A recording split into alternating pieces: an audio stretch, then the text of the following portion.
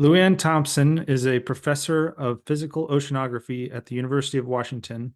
Her research has focused on physics and fluid dynamics. LuAnne, thank you so much for taking the time today. I'm happy to join you. So, to start, I'd love to kind of unpack or start to unpack what is the role of oceans in climate change? Yeah, that's a really good question. If you think about it, oceans can hold a lot of heat. Like if you boil a pot of water on the stove, um, that pot is going to be hot for a long time. Whereas a pot full of air, of course, even if you put hot air in it, that air doesn't stay warm for very long. And the climate system is just like that. The ocean has the ability to absorb a huge amount of heat. And the temperature changes very slowly because the ocean heat capacity or the ability for it to store heat is really big. So when you think about climate change, we tend to think about climate change on land, how it's getting warmer in the atmosphere, and yet there's all this heat, excess heat stored in the ocean. So that gives the climate system memory in the sense that if we stop emitting the remnants of fossil fuels, carbon dioxide, we're still going to be warm for a long time because it'll take a long time for that heat to leave the system. And just out of curiosity, is there a way that we can impact the rate at which the heat leaves the ocean, or is it generally we just need to wait?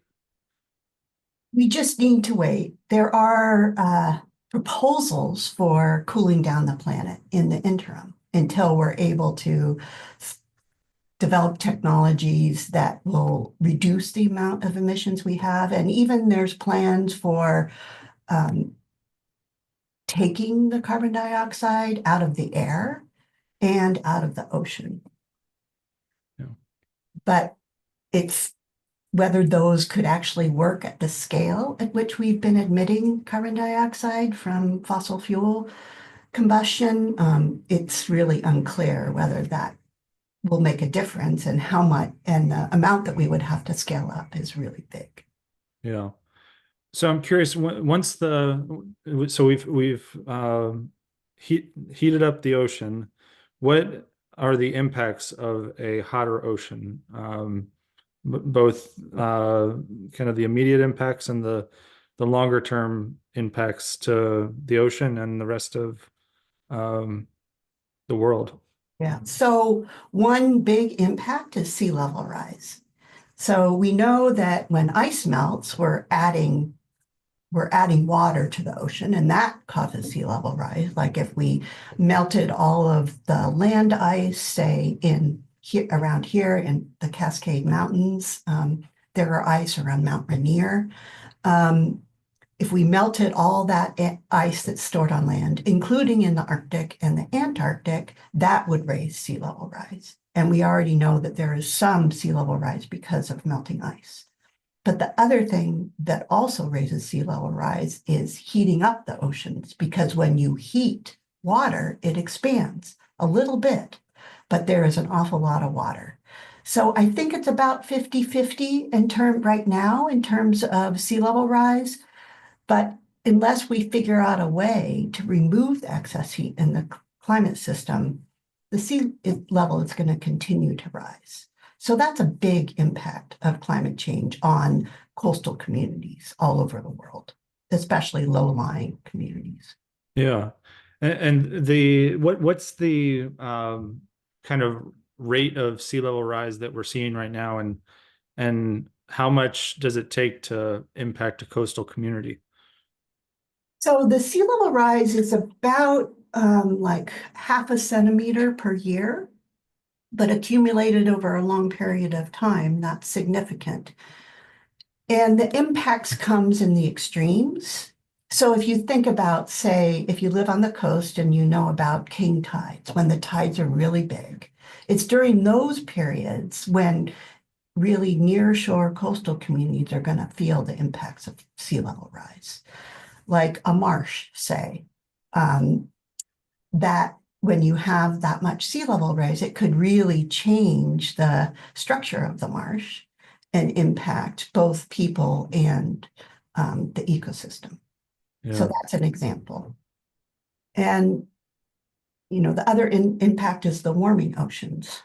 And that can also really impact ecosystems because it can displace fish or organisms lower on the food chain from where they normally are to other places in the ocean, or it could kill them.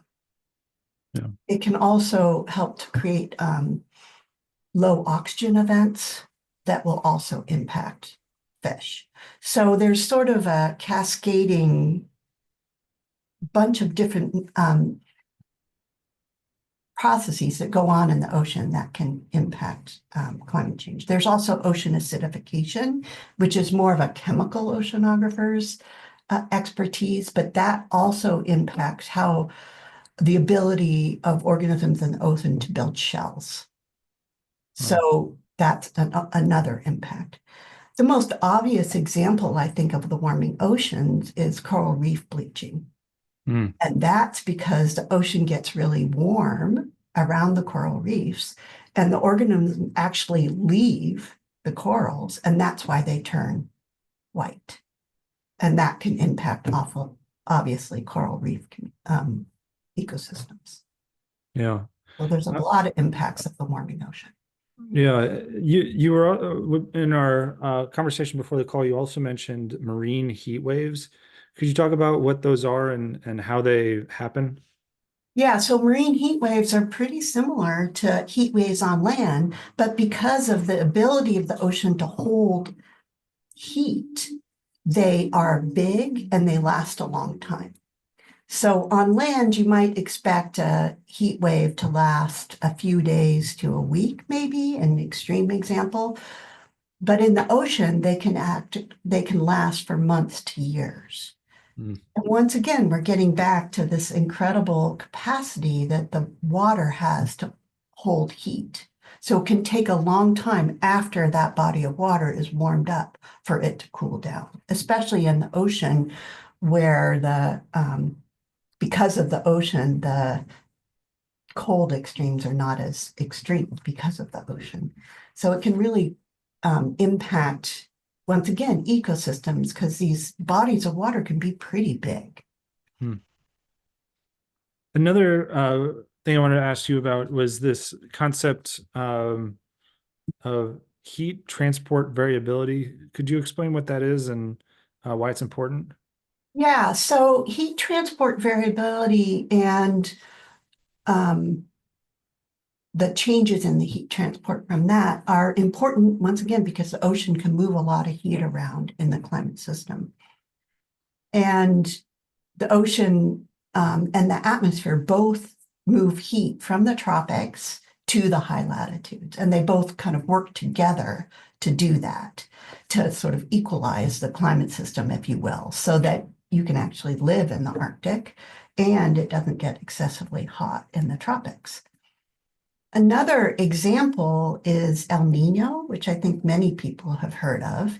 And in that, there's sort of a coupling or a synergy between the atmosphere and the ocean, where heat is moving east and west along the equator, and both in the atmosphere and in the ocean, but they're really coupled together very closely. And that allows a redistribution of heat in the tropics, in particularly the equatorial Pacific, and that can cause El Nino by tickling the atmosphere that then propagates that information to higher latitudes. So we know in the Pacific Northwest that El Nino really affects our snowpack. And that communication comes through the atmosphere, but the processes that control the evolution of El Nino depend on the ocean. Yeah. I think you were talking about this earlier where the oceans are actually you described them as a source of predictability for the global climate. Can you describe what you mean by that? A source of predictability? Yeah, so the oceans are so good at storing heat much, much better than the atmosphere. And that because the oceans are warming and they're warming at different places around the world, that the information about how much heat is in the ocean can actually inform weather predictions and more seasonal forecasts, particularly around El Nino. The ocean plays an essential role in predicting what El Nino is going to do and how it's going to evolve over time. And it's also this bellwether for long-term climate change, because as I discussed earlier, the heat in the ocean that we've already stored in the ocean, it's going to take a long time to go away. So we can be confident about sort of long-term climate change because we know how much heat the ocean has taken up. So what's kind of our status right now, given that the ocean gives us some level of predictability with climate change? Are there is there a trajectory that we're already on that we can't deviate more than a certain amount from, or? So I think the way to think about it is like if we stopped burning fossil fuels right now, right? And then you would think, well, they're not in the atmosphere anymore, so things would cool off. But we have this excess heat in the ocean that's going to we've taken a long time to put it in, 100 years or more. And it's going to take a lot of time for that heat to radiate to space, just basically what will have to happen over the long term. And so that sort of bakes in the amount of, or what we're going to experience in the next couple of decades or even a century in terms of excess heat in the climate system. In other words, if we turn off fossil fuel, we're not going to go back immediately. You've described the ocean as kind of a storage system for the planet. Is the heat that's being stored, is that something that could be tapped into as an energy source? Oh boy, I don't know about that. That's interesting. I think people have some ideas about somehow taking advantage of the cold water at depth and the warmer water at the surface. That they're, and I don't know that technology, but I think people have thought about it. I'm not sure that anything has come out of that. People certainly put windmills offshore, and that is kind of nice because it's not bothering anyone nearby. And then there's proposals for more windmills offshore, which is probably a pretty good place to have windmills. I mean, if you think about if you live on the West Coast and at least when you go to the beach, the wind comes up every day and there's pretty reliable wind out in the open ocean. So that could be a good way to harness energy from the atmosphere is over the oceans. The other proposals that have been out there to get energy from the oceans is from tides. So say within Puget Sound, which is near where I live, in constrictions between islands in Puget Sound, the currents can be really big from the tides, and you could imagine extracting energy from underwater turbines to power our houses and stuff. Yeah. Another question I just thought of related to how the heat of the ocean impacts coastal communities.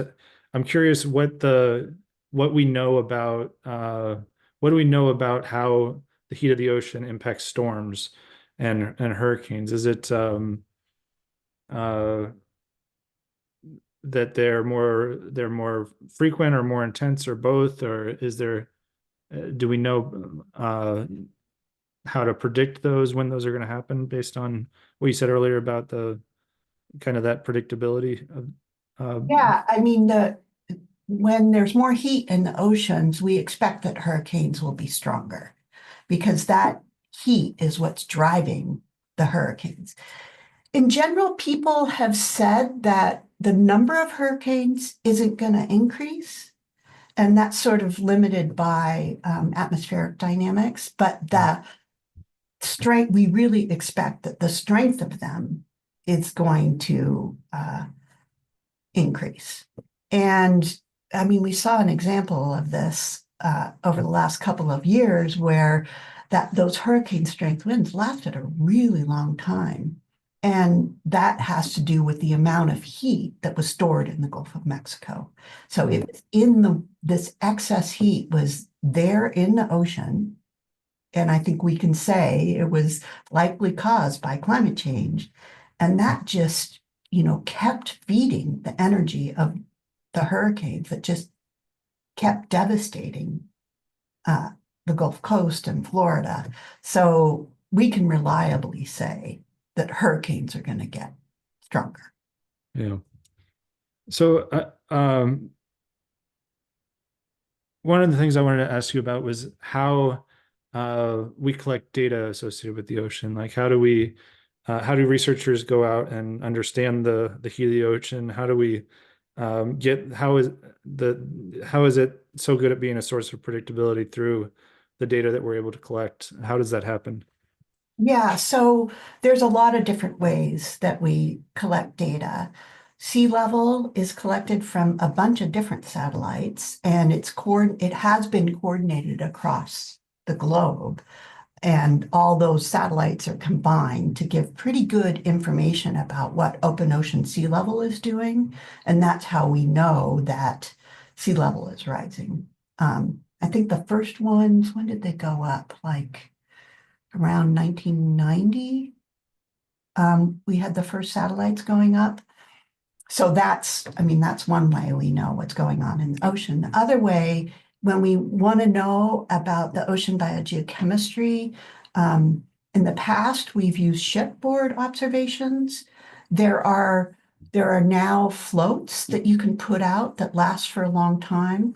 They sink down, measure the ocean, and come back up and telemeter back to satellites, give the information to scientists. So those can measure the biogeochemical properties for things like ocean acidification and oxygen, how much oxygen is in the water, things like that.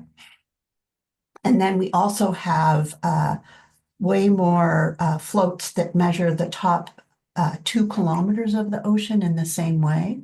They send these floats down to 2 kilometers, they hang around for a while, and then they come back up again and give their data back. Much of that data from the US is at risk right now because of funding cuts.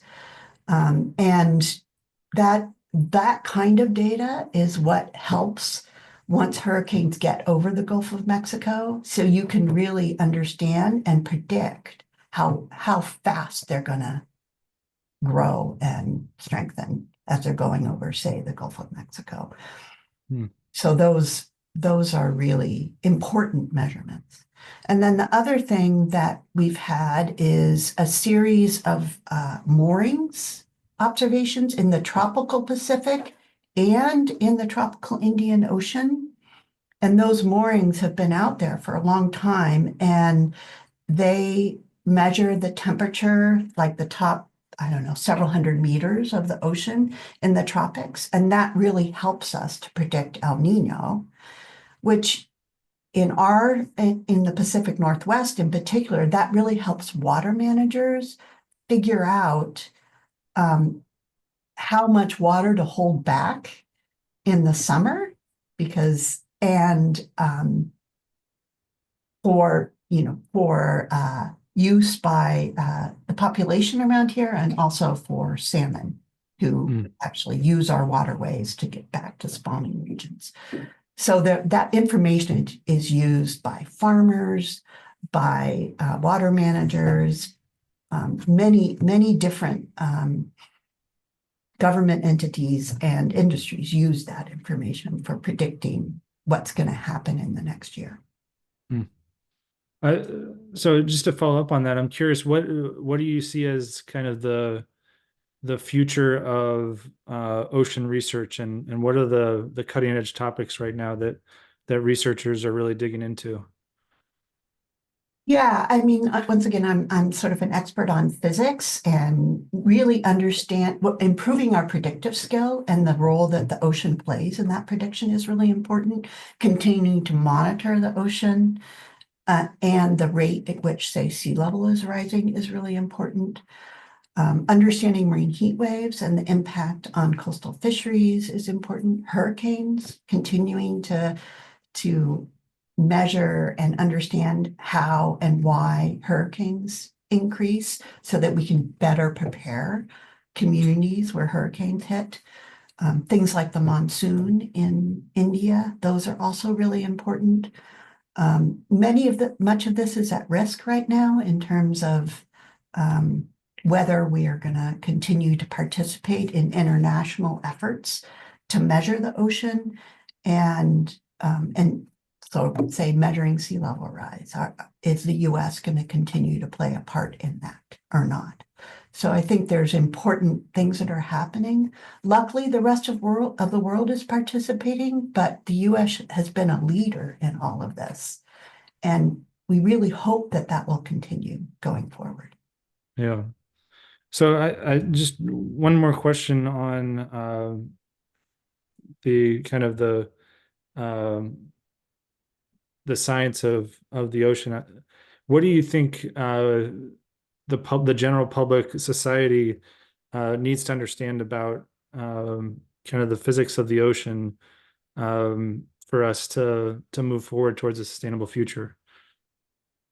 Well, this ability of it to hold heat, the fact that as we continue to melt ice and heat it up, sea level is going to rise, and that it plays an important role in moderating the climate system, and that it also has the potential to help with long-term prediction over land. I think those are the big takeaways of the ocean. And I have said very little about how important marine ecosystems are to feeding the world, but that's also of great importance to many populations around the planet. Yeah. Just one more question. What advice would you give to young people interested in doing this type of research?